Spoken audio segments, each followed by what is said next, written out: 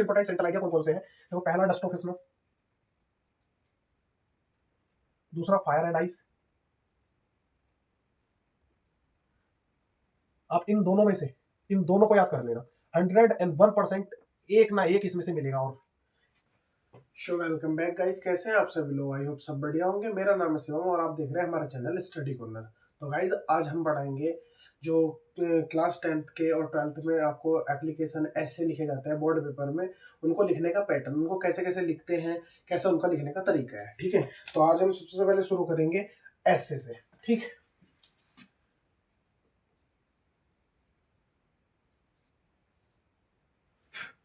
देखो कुछ ऐसे हैं जैसे कि माई मदर पे मान लो,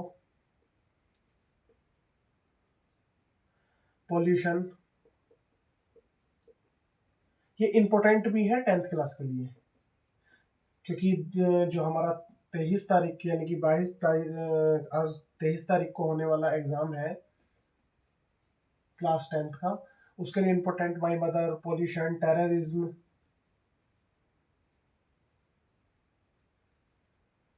ये इंपॉर्टेंट है, इन पे आपको ध्यान देना है। ठीक है, देखो इसको लिखना कैसे है वो मैं आपको बता देता हूँ।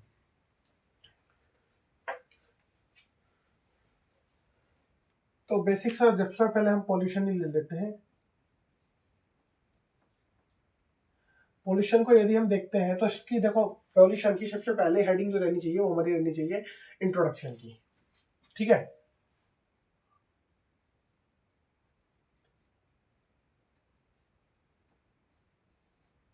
और इसी के देखो सबसे लास्ट वाली जो हेडिंग होनी चाहिए कंक्लूजन की। तो ये दो हेडिंग तो आपकी मोस्ट इंपोर्टेंट है, बाकी आप बीच में इसके कोई सी भी हेडिंग लगा सकते हो तो ज्यादा बेटर है। आपको कम से कम 1 से 1.5 पेज के अंदर ये आपको 1 से 1.5 पेज के अंदर ये खत्म कर देना है आपको ऐसे, क्योंकि 80 वर्ड्स में कुल देता है। 80 वर्ड्स में आपको पहली हेडिंग इंट्रोडक्शन देनी है और लास्ट की हेडिंग कंक्लूजन देनी है। बाकी आप बीच में कितनी भी हेडिंग बनाए, मेरा कहना यह है कि आप मिनिमम 3 हेडिंग बीच में लगा दे, 2 ही हो जाएंगी, 5 हेडिंग काफी है। पहली हेडिंग इंट्रोडक्शन, इसकी कम से कम एवरेज 1 2 3 लाइन, फिर एक कोई सी भी हेडिंग डाल लो कि how to increase pollution, how to increase pollution, एक हेडिंग ये हो गई। हाउ टू कंट्रोल पोल्यूशन,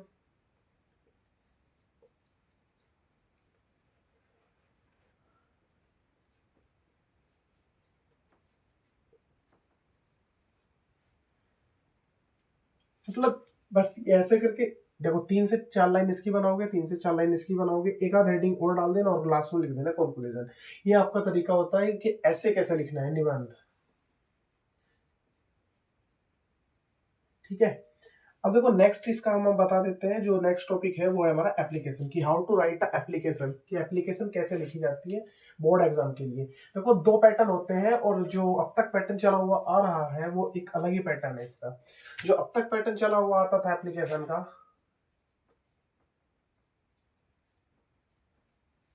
का वो क्या था? देखो बेसिक सा जो पैटर्न था, मान लो देखो ऐसे लिखते थे,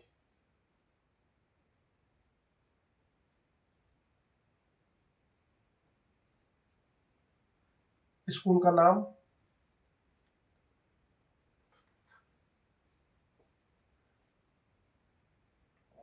जिला, उसमें क्या करते थे, यहाँ पे हम इसके नीचे लिखते थे फिर सर या मैडम, फिर यहां से मोस्ट रेस्पेक्टफुल्ली,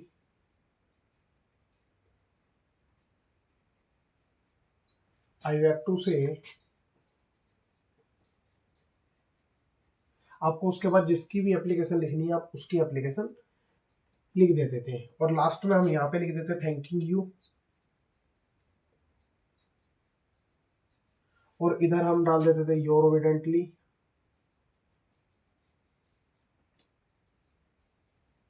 नेम XYZ। ये पैटर्न तो अब तक का पुराना पैटर्न था। अब जो हमारा पैटर्न हुआ है वो क्या हो गया, पैटर्न इसका चेंज हो गया है थोड़ा सा। आप इसको भी लिखोगे तो देखो एग्जामिनर काटेगा तो नहीं, लेकिन जो इसका पैटर्न चेंज हुआ है वो दूसरा पैटर्न देख लेते हैं क्या पैटर्न है। दूसरा जो पैटर्न है उस पैटर्न से अब आपको करा देता हूं मैं। ठीक है,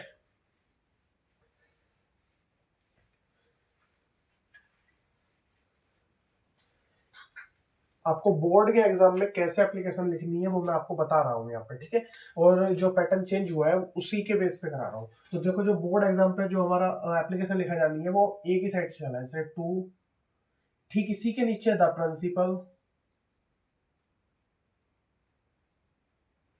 यहीं पे स्कूल का नाम, यहीं पे जिला, यहीं पे सर या madam,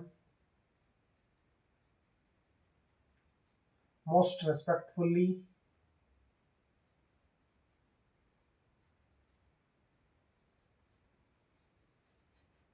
I beg to say, और फिर वही कंटिन्यू यहाँ से अपनी चलती रहनी है। योर ओबिडेंटली,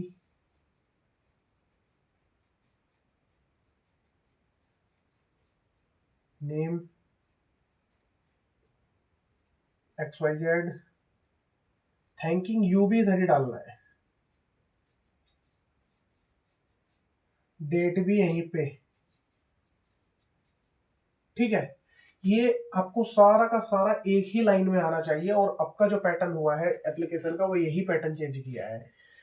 पहले जो क्या था, ये टू द प्रिंसिपल हम इधर लिखते थे, टू यहीं पे, द प्रिंसिपल इधर, ये सारा पोर्शन इधर आता था, सर ये इधर, फिर ये तो कॉमन था यहीं से, बस ये था कि इसके नीचे से शुरू करते थे, योर ओविडेंटली जो था वो इधर आ जाता था। लेकिन अब जो पैटर्न चेंज करके वो सारा का सारा एक साइड पे कर दिया है, इतना ही किया है, बाकी सब तो नॉर्मल था, ठीक है। आपको ऐसे कैसे लिखना है वो हमने बता दिया है, एप्लीकेशन कैसे लिखनी है वो बता दी है। देखो ऐसे में ज्यादा कुछ नहीं करना है, जैसे भी आपको बताया था कि उसकी पहली हेडिंग जो रहने वाली है वो हमारे पास रहने वाली है इंट्रोडक्शन की,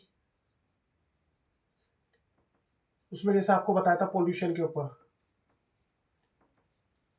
सही है। दूसरी हेडिंग हमारी आपकी कुछ भी बना लो, उससे कोई इफेक्ट नहीं पड़ता है। और दूसरी हेडिंग मान लें आपने को बना के दिखाई थी, हाउ टू कंट्रोल पोल्यूशन भी लिख सकते हैं,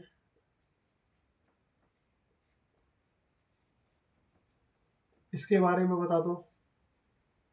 तीसरी हेडिंग बनाओ, चौथी, एवरेज तीन तीन हेडिंग काफी है उसके बीच में, और सबसे लास्ट की हेडिंग होनी चाहिए कंक्लूजन, ये हेडिंग होनी चाहिए। ये पैटर्न आपको जो बताया है हमने लिखने का तरीका, ये है आपका निबंध का, यानी कि ऐसे का, और ये जो पैटर्न है ये है आपका एप्लीकेशन का, कि एप्लीकेशन लिखनी कैसे है। अब देखो क्या होता है, कभी कभी क्या बच्चों को इसके बाद आई बैक टू से के बाद हमें क्या है, मतलब हमने फीवर की याद की है, या फिर फी माफी की है, उसके बाद कुछ और आ जाती है। तो आपको कुछ नहीं, जो आपको क्वेश्चन पेपर में दे रखी है कि इनके बारे में लिखो, से के बाद वहां से लगा के और एंड तक लिख देना है। जो भी आपको क्वेश्चन पेपर में दे रखी है, आप उससे क्या करोगे, उससे आपकी एप्लीकेशन बिल्कुल ठीक हो जाएगी। कुछ हद तक चांस रहेंगे वो कि आपको नंबर दे जाए, अगर आपकी 5 नंबर की है तो कुछ भी, ज्यादा भी नहीं तो 3 नंबर तो दे ही जाएगा। ऐसे आपको ऐसे में करना है, ऐसे आपको नहीं आता है तो आप कुछ नहीं करेंगे। देखो आपको क्या आता है, जो सबसे पहला क्वेश्चन रहता है वो होता है अनसीन पैसेज। आपको उस अनसीन पैसेज में से क्या करना है, देखो सबसे पहले हेडिंग बनाई, इंट्रोडक्शन लिखा, इंट्रोडक्शन लिखने के बाद आप कुछ भी हेडिंग बना रहे हो, कैसा भी कर रहे हो, आप उसमें क्या करना है, अनसीन पैसेज के बीच बीच के कुछ पॉइंट उठाओ, इसमें लगा दो, फिर बीच के कुछ पॉइंट उठाओ, इसमें लगा दो। इस तरीके से करके हम इंग्लिश का ऐसे कर सकते हैं, अगर आपको नहीं आता है। दूसरा, इसमें एक और चीज आती है ट्रांसलेशन, जिसको हम बोलते हैं हिंदी से इंग्लिश बनाने के लिए, काफी बच्चे उसमें आके फंसते भी हैं। तो मैं आज उसकी कुछ ट्रिक बता देता हूँ कि आपको उसको कैसे करना है, अगर आपको लग रहा है कि सर हमसे नहीं होगा तो वो बता देता हूँ। देखो क्या होता है, जब हम उनको हिंदी ट्रांसलेशन देते हैं, वो हिंदी ट्रांसलेशन में क्या होता है, मान लो हमें कुछ भी दे रखा है, वो हमें समझ में नहीं आ रहा है, व्हाट्सएप चैट करनी आती है, सिर्फ वो ही करो। देखो आज की डेट में कौन व्हाट्सएप चैट करने नहीं आता, आप सब लोग व्हाट्सएप चैट करते हो, सेम ऐसे ही कर दो। जब आपसे नहीं हो रहा है, ये आपकी एवरेज जो ट्रांसलेशन आती है वो 5 नंबर की आती है। देखो अगर आप छोड़ दोगे तो ये 5 के 5 खत्म, ज्यादा भी नहीं, आपने कुछ ना कुछ तो लिखा, तो कम से कम ज्यादा भी नहीं तो 3 नंबर दे जाएगा। कुछ भी, एक मान लो मेरे पास एक कुत्ता है,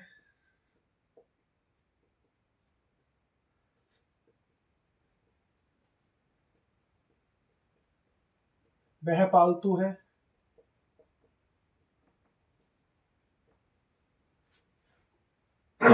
आपको कुछ भी XYZ कुछ भी लिख लो भाई, आपको एक ट्रांसलेशन करनी आनी चाहिए। नहीं आती है तो कैसे, देखो इन्हें कहा कि मेरे पास एक कुत्ता है, वैसे बनाओगे तो बनेगा आई हैव अ डॉग, कि मेरे पास एक कुत्ता है। बाई चांस आपको नहीं आती है तो आपको कैसे करना है, देखो क्या करना है, माई पास को आप पास ही लिखो, फिर और क्या लिखोगे, ए डॉग, जिस, यार कुत्ते की तो पता ही होगी भाई। अच्छा है को क्या बोलते हो, इज, पास का नहीं पता, माई पास नहीं हटाओगे तो इज भी लगा सकते हो। देखो ना करने से बेटर है कुछ तो करोगे।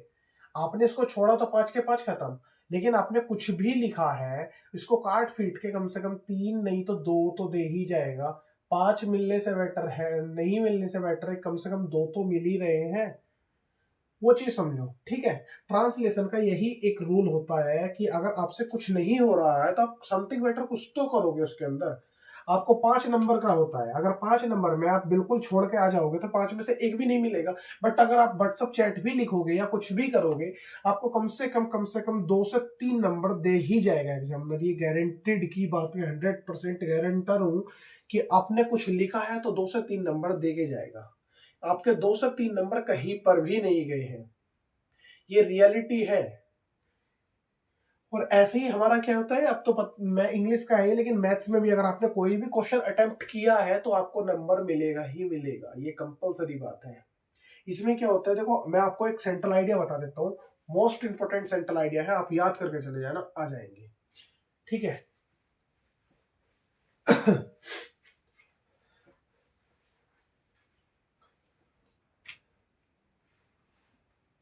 देखो एक तो आपका सेंट्रल आइडिया बता देता हूँ, मोस्ट, लिख के ले लो आप ये बात कि इन दोनों में से आपको एक न एक मिला हुआ मिलेगा ही मिलेगा पेपर में, 101%।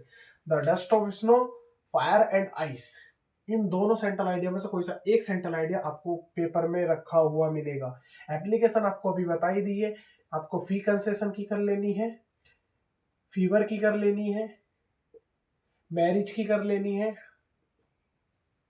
इनविटेशन की कर लेनी है, ट्रांसफर सर्टिफिकेट की कर लेनी है, सर्टिफिकेट ट्रांसफर सर्टिफिकेट, और ये तो आपका एप्लीकेशन में हो गया। एप्लीकेशन काफी है, आपको पैटर्न समझना है सिर्फ, आप पैटर्न पे वर्क करो, ज्यादा से ज्यादा इस पे काम मत करो। ऐसे में आपको time and place, pollution, time and place हो गया, पोल्यूशन हो गया आपका, और टेररिज्म,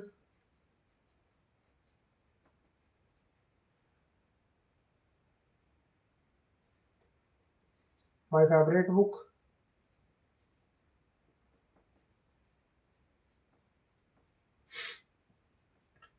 माय मदर, इनके बारे में पढ़ लेना। पैटर्न समझोगे तो ज्यादा बेटर रहेगा, अगर रटोगे तो आप कुछ नहीं होगा, कह नहीं सकते, बाकी इंपॉर्टेंट है यही चीजें हैं, आपको ध्यान रखना है। ग्रामर और रीडर सेक्शन आपको पढ़ना है। रीडर सेक्शन में देखो एक चीज बता देता हूँ, एक चैप्टर उसमें है आपका रीडर सेक्शन में, भोली वाला, भोली इंपॉर्टेंट है भाई, मोस्ट इंपॉर्टेंट चैप्टर है। हर साल शॉर्ट में भी, लॉन्ग में भी और वेरी शॉर्ट में भी क्वेश्चन बनते ही बनते हैं इस चैप्टर से। एक लेंचो चैप्टर मोस्ट इंपोर्टेंट है भाई, ध्यान रखना है, जो जो चैप्टर लिखवाए आप इन पे एक बार फोकस करो, इंपोर्टेंट चैप्टर है, ठीक है। मिलते हैं नेक्स्ट वीडियो में, तब तक के लिए बाय बाय।